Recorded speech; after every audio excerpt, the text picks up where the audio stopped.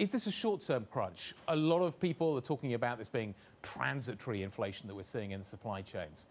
Is it? I think there's some more systemic problems. We've been saying for over a year now, transport workers, just take transport, they've been treated appallingly during the pandemic. So we've got a shortage of sailors now, we've got a shortage of truck drivers, and we're not making a particularly attractive career. So there's real issues in manning the ships, real issues in manning the trucks. I can't see this problem solving itself in just a few weeks or even months. It'll go on for some time yet before we can get supply and demand equalled out. We are taking steps to address it, but there's a way to run on this yet. What steps do you take to address it, Guy? Well, firstly is getting governments to take some political leadership, particularly on the transport crisis, in prioritising transport workers so they can cross international borders. We've had awful problems in being able to do that, changing out our crews. At one point last year, we had over 400,000 well beyond their times on board. We've got truck drivers, 14 days sometimes that international borders can't cross. So if governments can work with us with detailed protocols, actually ease those congestion problems, that will make an enormous difference, a very short-term difference, which will really have positive effects on the supply chain. We then too need to make our careers for transport workers an attractive one for young people to come into, so we can long-term make sure we have these vital workers are rewarded and are accorded the right level of respect to keep those vital supply chains going. And we've just seen the effects of what happens when there is schisms in the supply chain and the delays and the shortages in the shops as a result. So we need to invest in people. Do we need to invest in more kit as well? Well, the ship owners are already doing that. We're investing, we're purchasing new vessels. Of course, we've got the decarbonisation as well. That causes some uncertainty as well. But ships take, 2-3 years to build, so you can't just instantly create more supply. So it's trying to be investing in digitalisation to make the ports more efficient. So there's a whole range of things which are ongoing now. But, ultimately as well, it's all about people. And we need to get the people in there, manning the ships, manning the trucks, manning the aircraft to keep the supply chains running. So, Guy, where do the people come from? Like, do you get them from other industries? Are they new people entering the workforce? Do they have to come more from the immigration side?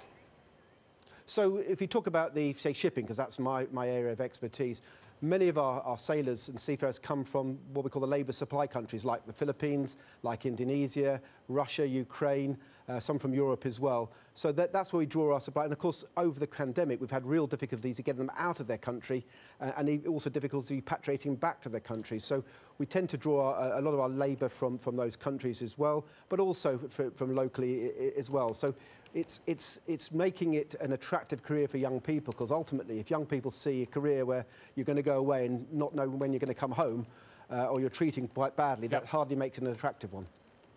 One of the things we're trying to figure out at the moment is kind of what the picture looks like for companies that rely on the industry that you represent.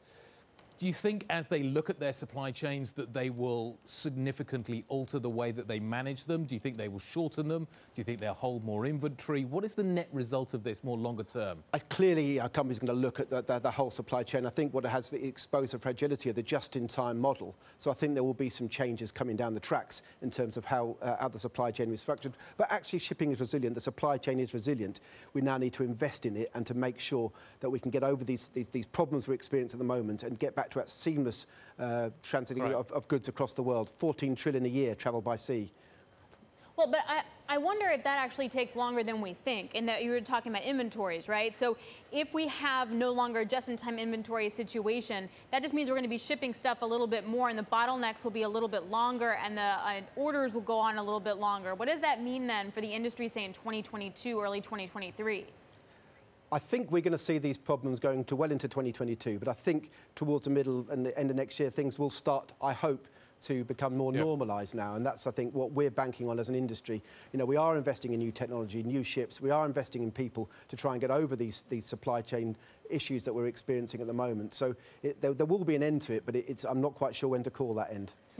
One of the things that we've seen happening, and I spend a lot of time talking to airline CEOs, is that belly cargo disappeared almost completely as airlines weren't able to fly around the world, as a result of which they focused on the ships, so they moved from one to the other. As airlines start flying again, how much do you think will go back the other way? I'm wondering if that is a shift that will stick, kind of how the supply chain story is going to work as we go back to a more normal environment with airlines flying, belly cargo there, sort of more immediate stuff there, and then that trickles down and kind of works its way through the rest of the industry. So shipping tends to have the high volume, it goes by ship. It's the high value tends to go by air. And, you know, of course, when airline routes were cut, I think about 45% of air cargo goes by scheduled flights with passengers as well. So it's hoping as those stuff reinstated, we'll see a return to more normal levels of air cargo as well. But air cargo whilst it's high in value in terms of volume, majority of it does go by ship. So yes, there has been some shift to ships, but that really hasn't been the cause of the problems. I'm looking for marginal benefits in terms of trying to seeing things improving. Yeah, but they will improve with that. Yeah. Guy, last question for me here. So the other guy already touched on this in terms of greening the ships, etc. And I wonder if you could help me understand the end user demand, like your customers. How much more are they willing to pay to get stuff greenly with zero emissions? And that's the million-dollar question. We'll see how that play out. Remember, shipping is a highly efficient means of moving mass volumes of cargo across the water. So even if there's an increase in shipping rates, that doesn't necessarily transmit to huge increases in the cost of individual items. You know, you have a container full of 20,000 Nike trainers, for example. If that goes up by even double the price of that shipping container, it's going to have a marginal effect on that individual pair of shoes. So we have to have some context behind it. But undoubtedly, the shift to decarbonisation, the use of green fuels, which are going to be much more expensive than the current fossil fuels, is going to cause problems, and there will be knock-on effects to the end consumer.